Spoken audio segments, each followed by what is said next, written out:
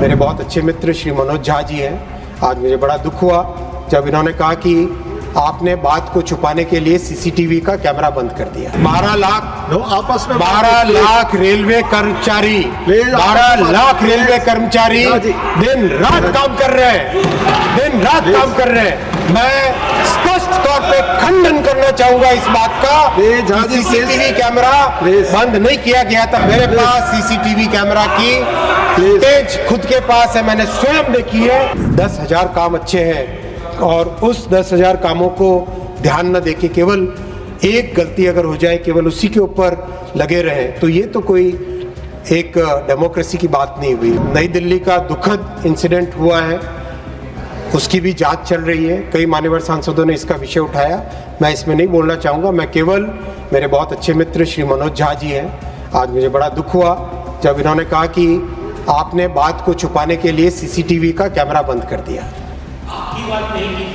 किसी की भी बात 12 लाख आपस में 12 लाख रेलवे कर्मचारी 12 लाख रेलवे कर्मचारी दिन रात काम कर रहे हैं, दिन रात काम कर रहे हैं।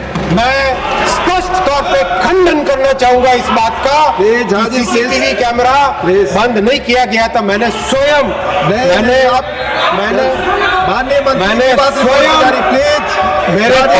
मेरे पास सीसीटीवी कैमरा की फुटेज खुद के पास है, मैंने स्वयं देखी है। कोई बात नहीं है। किसी भी बात में माननीय सभापति महोदय सिर्फ माननीय सभापति महोदय रिकॉर्ड पे जा रही है।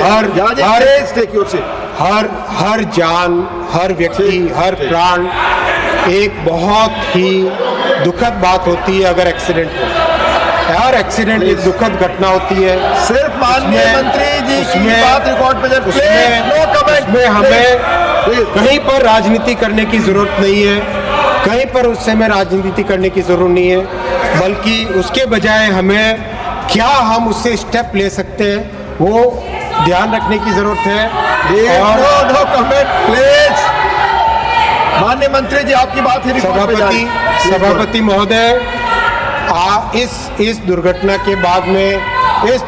के बाद में ये फैसला लिया गया है कि 60 स्टेशन पे कंप्लीट एक्सेस कंट्रोल किया जाएगा।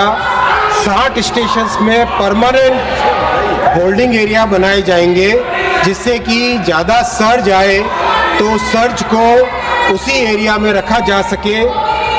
और pilot project new Delhi, Anand Vihar, Varanasi, Ayodhya और गाजियाबाद में ऑलरेडी चालू कर दिया गया है इन 5 स्टेशंस पे। और माननीय सभापति महोदय, जो पिछले साल छठ में और इस साल कुंभ में जिस तरह की फैसिलिटी होल्डिंग एरिया की गई, अब वो 60 स्टेशन में परमानेंटली लगाया जाएगा। 100% एक्सेस कंट्रोल करने का इन 60 स्टेशनों में निर्णय लिया गया है।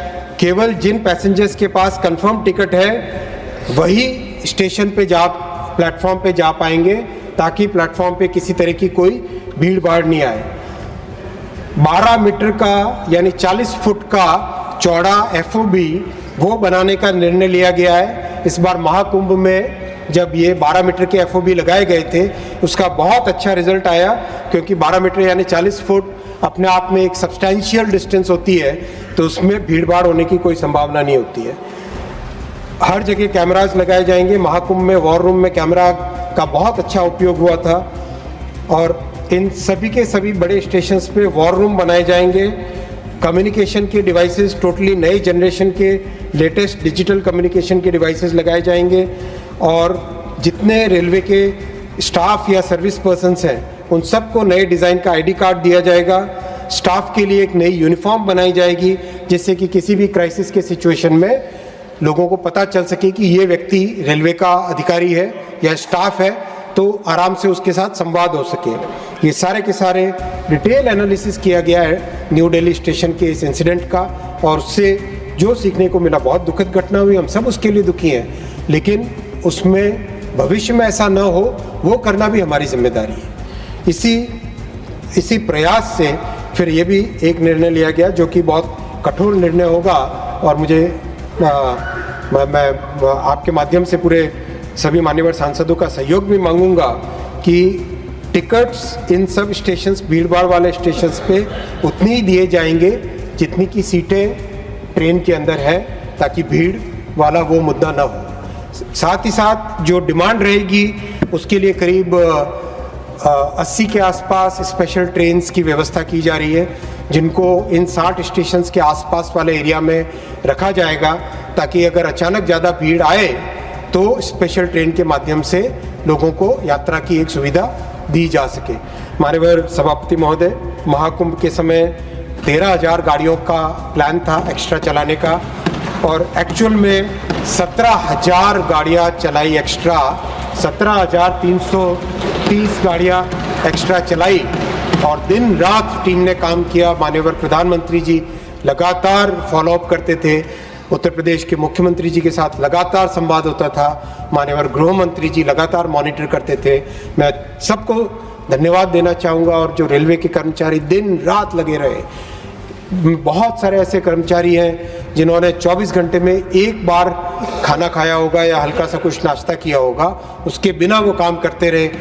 एक महिला कर्मचारी, एक महिला कांस्टेबल अपने बच्चे को अपने गोद में रख के यहाँ पे काम पे, ड्यूटी पे लगी रही। इस तरह के कमिटमेंट के साथ सबने काम किया माननीय सभापति महोदय।